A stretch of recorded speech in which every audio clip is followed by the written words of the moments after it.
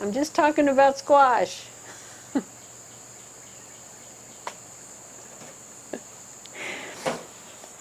From here, the squash look pretty good. However, there are some that are having some serious issues. They are powdery mildewed out, and they probably got some squash bugs too. Now, when I see a squash bug, I squish it, because squash bugs make me say bad words, and I don't like to say bad words when I'm in the garden. So, yeah. But I'll get in here and tear this one up too. I think some of these are going to have to need to come out altogether. Those winter squash over there that I pruned a week and a half ago are actually bouncing back really well. And the lemon squash are still going strong. But my round zucchini are having serious problems. So we'll go one at a time and see what we can do. Now this is my yellow crookneck that I left for seed. And you can see this thing is a good size. I'm hoping there'll be a lot of seeds in there that I can gather and save for next year. And I see some squash bug eggs right there. Squish, squish, squish. It did pretty much stop producing once I left that one for seed. You can see a couple of blooms on there, but it's really on its way out. So I'm going to just take off all the damaged stuff and check out the vine and leave that seed squash until the plant completely dies. These red curry squash have not performed very well. I have yet to see a squash. It has traveled up the path and it's bloomed a lot and the bees have been in it, but for some reason it's just not setting fruit. So I don't know whether it's just the nature of this plant that it did not like being in that particular spot, or if there was just something that went wrong early on. But I did replant it over in the top of the other squash bed next to the raised bed, so we'll see if I get anything out of that. That is one of the squash I'm leaving for seed. Oh, you've got powdery mildew issues too. And you can see how big this one has gotten. I'm not sure why that green is on the top, because the other one that I've left is pretty much all yellow, but there's the other one that I'm leaving for seed. I'm not sure that I want to plant as many seeds as will come out of two squash, but I may want to have some to share. You can see this one is a really good size too. Now this size is usually about the size that I harvest them, and they are the size and shape of a lemon basically. Dagnabbit, more squash bug eggs. Squished. Okay, I gotta get over here and tear this up too.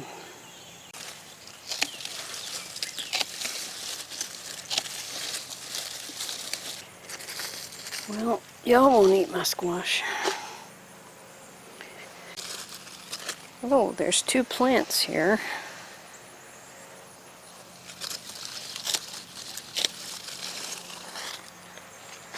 Which one are you attached to?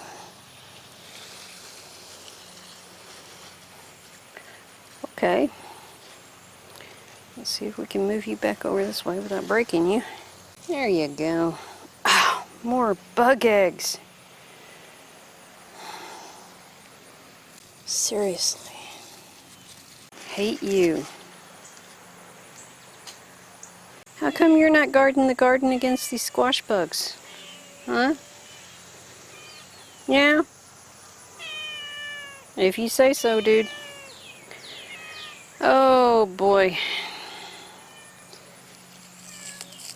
Yeah, it looks like I need to get down here and spray again. I'm sorry, bee. I don't mean to disturb you. I'm just trying to help this plant so it can make more flowers for you to visit. This is all one squash plant. I decided to leave it. Did trim off some of the dead, but not all of it, because I think if I trim off all of the bad leaves, then it won't have any leaves left. And I do want to let it try and produce the fruits that are on there. I think there are 3 or 4. If it's not looking any better and the fruits aren't growing in a couple of days, I'll just go ahead and pull this out too. I do have those new squash plants coming up. I planted those the end of July, and I think those are they're either lemon squash or round zucchini. So by the time this big sprawly thing is out of here, this will have plenty of room to grow. And back there you can see big empty spaces. I had to pull out the patty pan. Vine borer got to it, and I pulled out one of the acorn squash, but the cucumbers and melons are sprawling over that way anyway, so they'll have room now to spread out a little more. My round zucchini, though, the rock stars of the spring and early summer, they're about done. I do have the one for seed, so I guess I'll leave that plant, but I think I'm going to pull the rest of these out.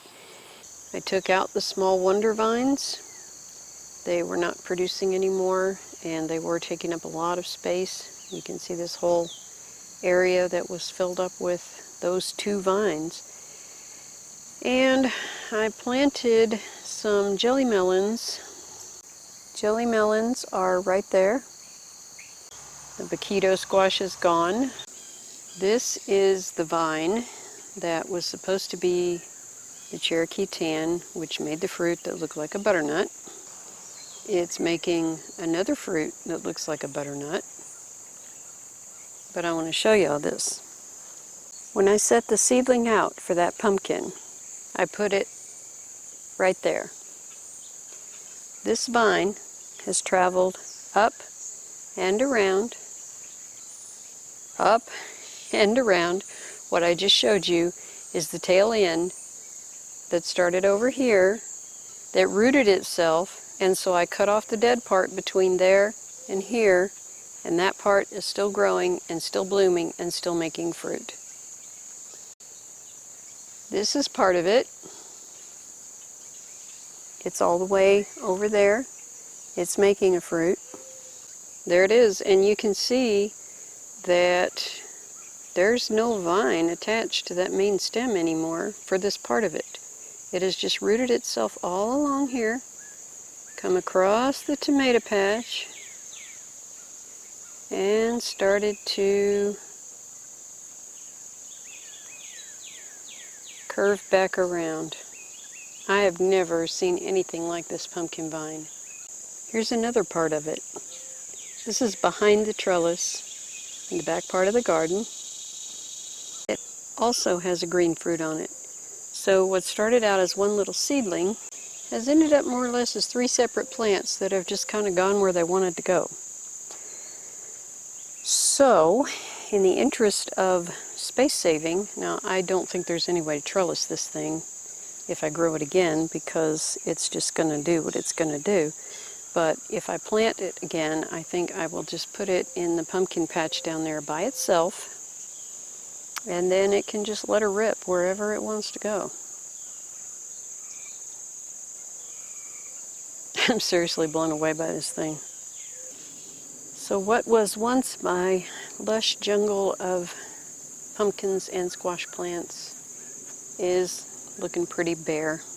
This red curry squash vined out a whole lot, and it went here and there and everywhere, and it had never made a squash until finally I'm getting one.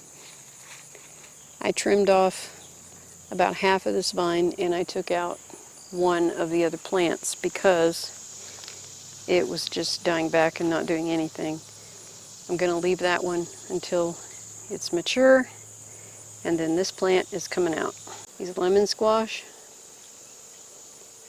have been absolutely gonzo. I love them.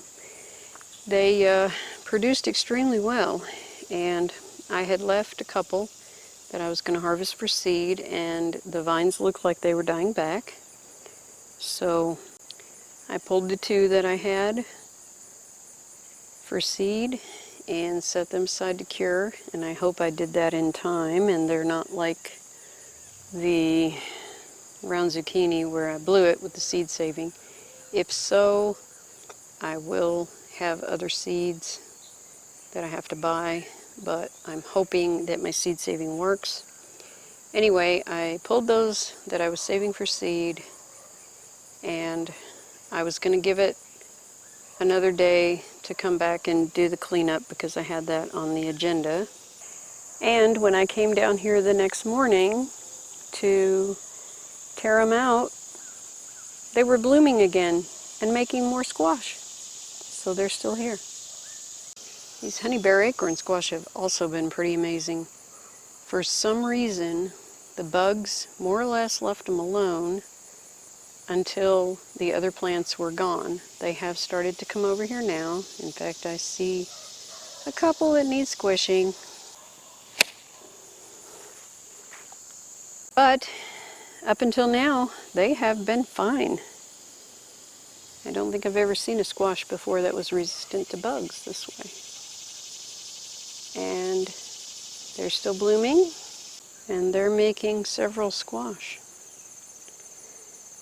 So I'm not going to replant these this year. I may or may not grow them next year. I haven't decided because we haven't eaten one yet.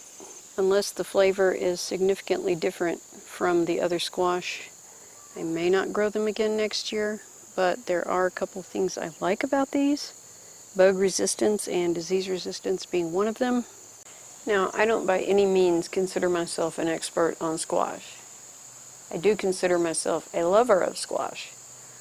I have loved squash my whole life, and so I want to try every kind of squash there is.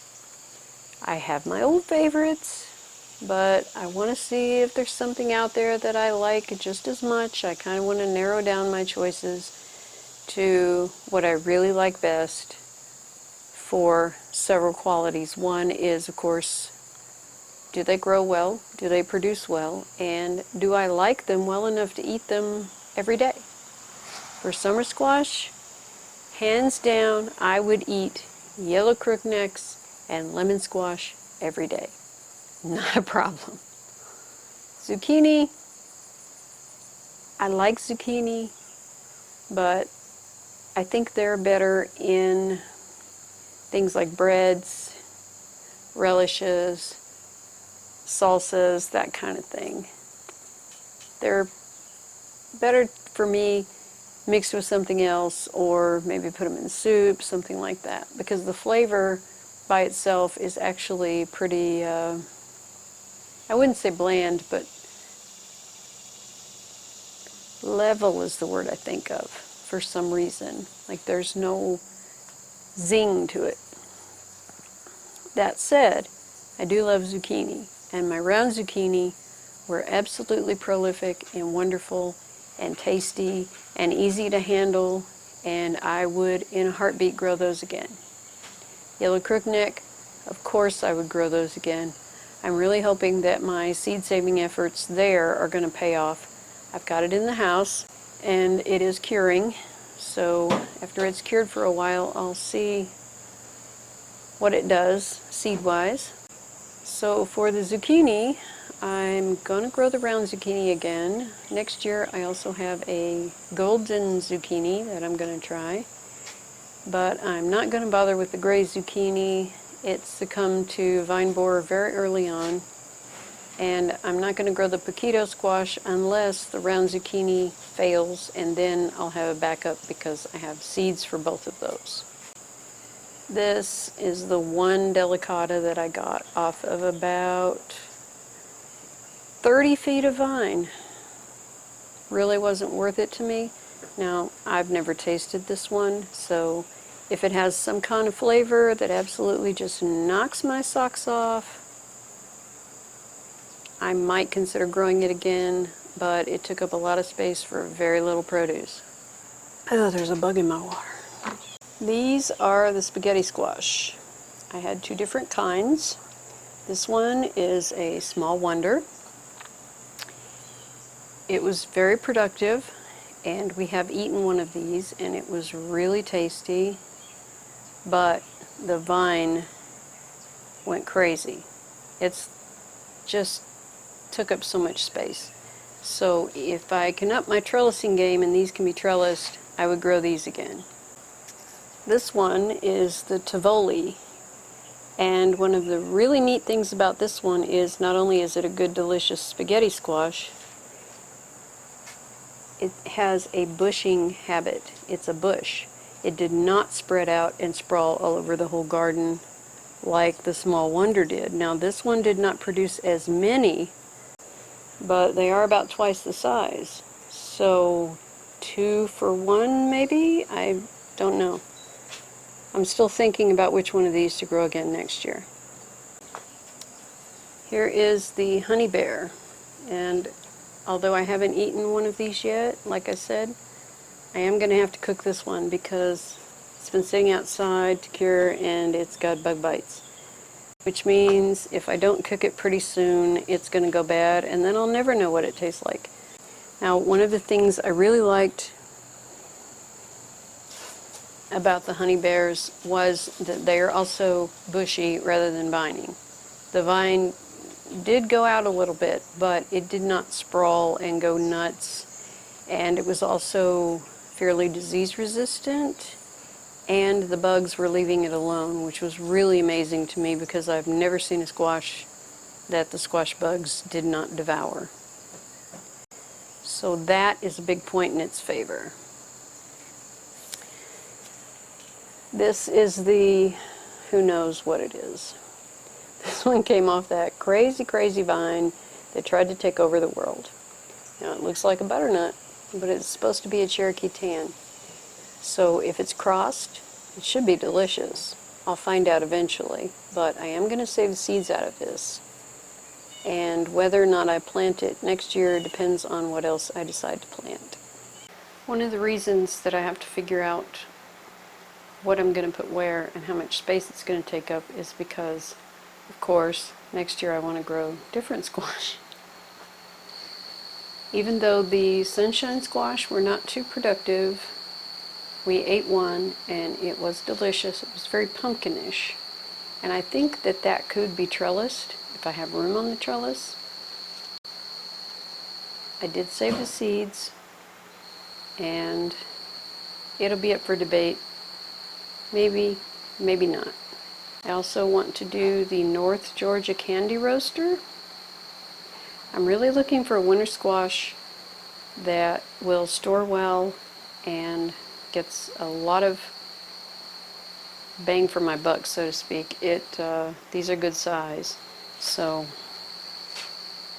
we'll see how that one does. I have the Lady Godiva pumpkin, which I specifically want to grow just to have seeds to roast.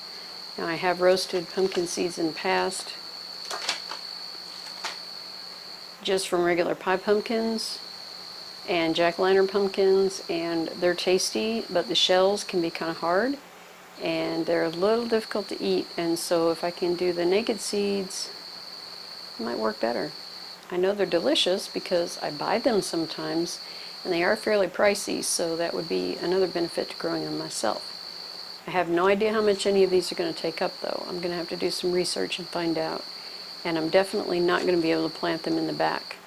So I may have to move something in order to make more room for the squash on this end of the garden. And the last new one that I'm going to try is the Cinderella carriage pumpkin. I got these from Haus Tools. I ordered these seeds, and I mean, they were super quick with their shipping, and I got them in a couple of days, and wow, I was really impressed with them. So I know those are good seeds. I had some Cinderella pumpkins for this year. I had 3 seeds. All 3 of them sprouted, but I made the mistake of planting them in the back part of the garden, and they didn't like it back there, and they didn't do well. I think there's a cricket in here.